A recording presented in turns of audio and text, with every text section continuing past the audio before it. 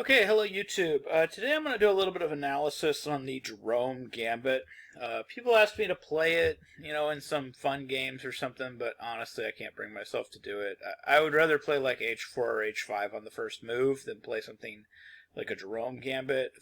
And of course the reason for that is, at least with H4, H5, I've kind of just made some positional mistakes, and maybe I can make up for that later. I'm not done any actual material, but something like the Jerome Gambit, it goes against every fiber of what I understand about chess.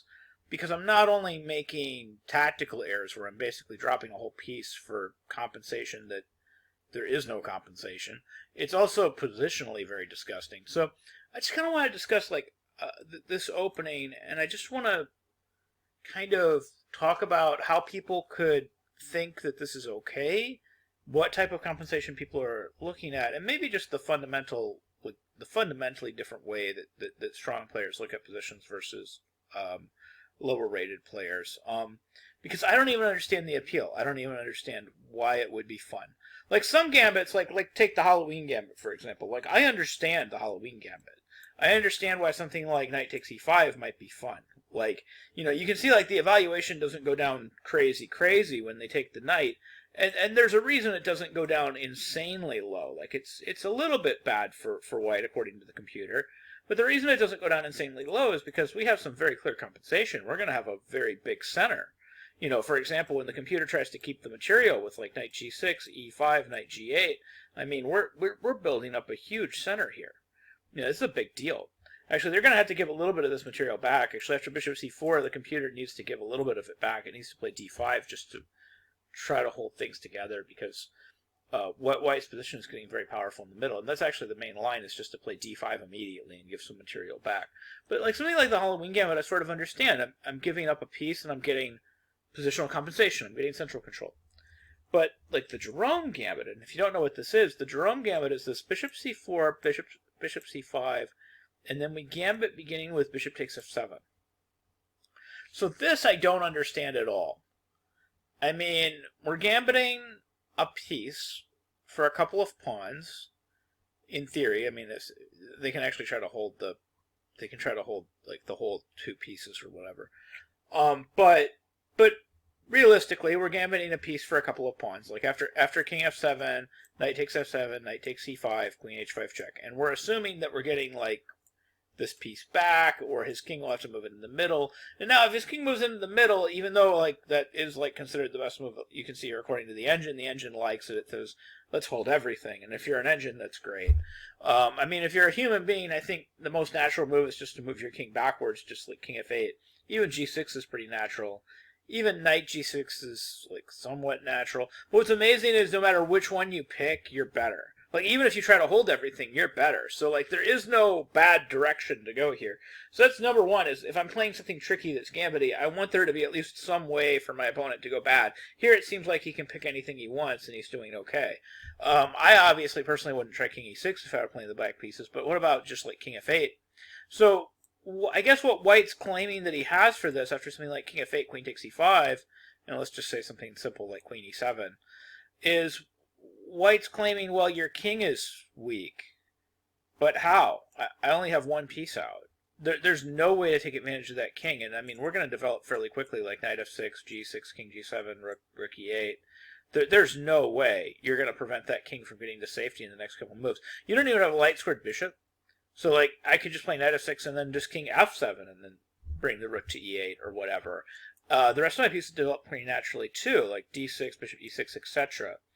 And one of the early lessons that I learned, like as a young player, was the fork trick.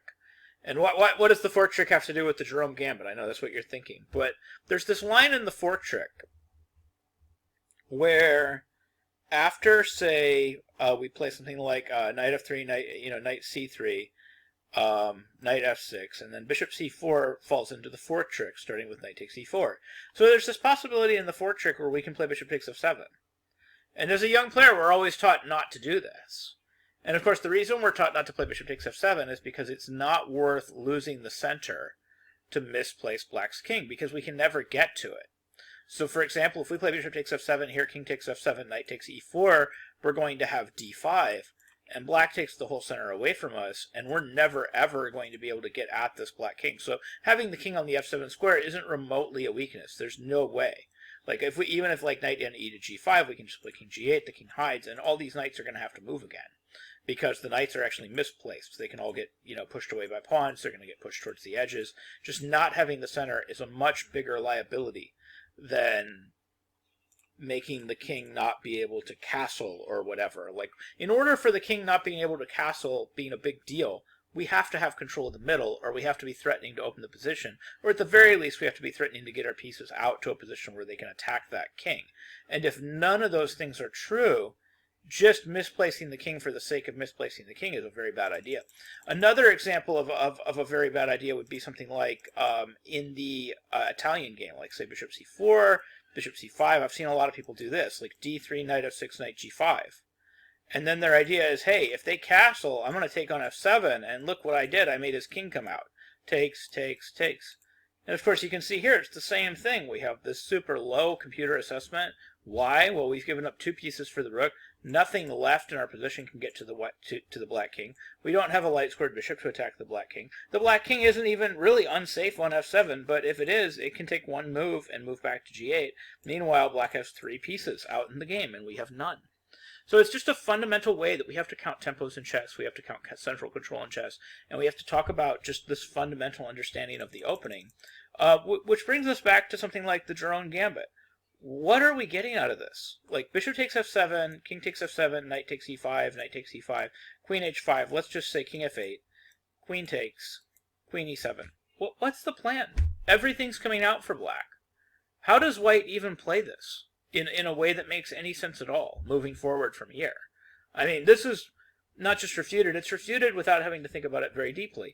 And I know there's a lot of people out there that play the Jerome Gambit that probably spend a large part of their day analyzing what to do after king e6, which amazes me on 2 levels. Number one, I don't know anybody that's any good that's going to even bother to play king e6, and if they are good and they play king e6, they've looked at it at home and they've memorized more lines than you, and the computer assessment is, this is advantage black.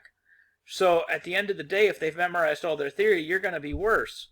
So you're trying to play this against somebody that's not good enough to realize king e6 is bad, also not good enough to have looked at it if they decided to play king e6, and not bad enough to go, oh, I shouldn't play king e6 because I don't know if it's dangerous or not, so I'll just play king f8 and be safe. I don't know exactly what very small select group of people you're planning on winning games against, but it's a very small select group of people.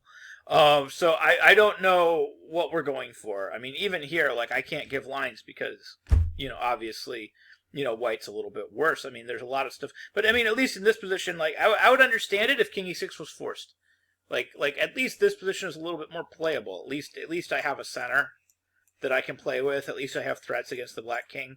It seems more reasonable. It reminds me of some positions maybe we might see out of like the Cochrane Gambit, which I think is very reasonable. Like knight f3, knight f6, knight takes e5, d6, knight f7. This is a lot more reasonable of a gambit. I mean, king f7, the king is misplaced, but I have a light squared bishop that can attack it at some point. I have 3 central pawns that can break up in the middle of the board. I have a lot of compensation for this misplaced king and for the 2 pawns. I would much rather play a Cochrane Gambit than a Jerome Gambit. Like, the Jerome Gambit makes 0 sense to me. I have no real compensation for the material that I'm giving up, and for the central control, and for the tempos. I mean, it's not just a material sacrifice. It's a positional sacrifice. Why am I sacrificing material and position? I'm supposed to sacrifice material to get position. So it doesn't make any sense. I don't understand why people do it. Anyways, this is my video on the Jerome Gambit. I know it's disappointing. Anyways, I hope you learned something about the Jerome Gambit. I hope you learned something new about chess. I hope you can use some of these ideas in your own games. Thank you very much for watching.